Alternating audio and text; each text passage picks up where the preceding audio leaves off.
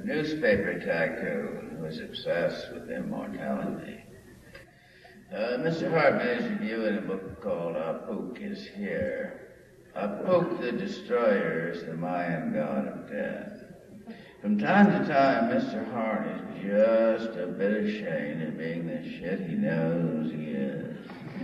And he makes sporadic and rather unfortunate attempts to be a nice guy. Nobody does more harm than people who feel bad about doing it. God defend us all from a difficult decision in the Pentagon. Sad, poison, nice guy, more poison than nice.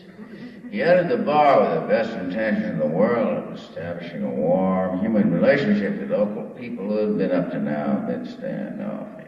He walked into the bar with his fishing gear and a bit of a swagger. I have to stand up to these people. You know, they respect you for it. He thought himself somewhat stonily received, and turning from the bar with his mug of beer to face the room, he maladroitly snagged an old peasant in the scrotum with his fishing hook.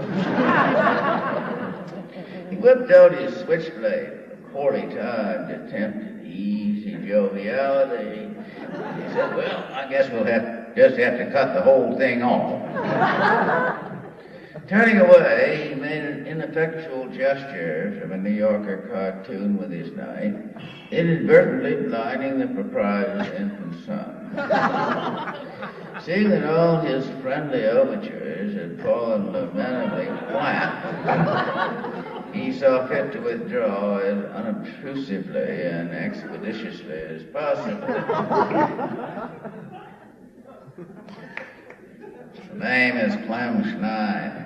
I'm a private asshole. As a private investigator, I see more death than the law allows.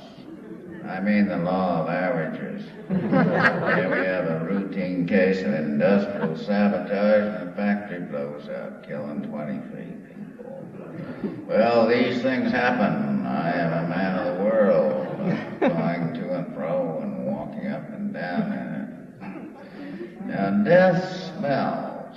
I mean, death has a special smell over and above the smell of cyanide and cordite and blood carrion or burnt flesh. It's a gray smell that cuts off the breath and stops the heart. Smell of the empty body, smell of field hospitals and gangrene. I got a whiff of it when Mr. Green walked into my office. Ernest Hemingway could smell it on others. Here he is in a Jeep with General Lanham, known as Bucky to his friends.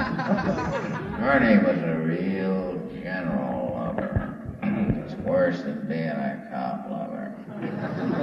Anyway, they're coming back to the front lines where Major Jones was in charge.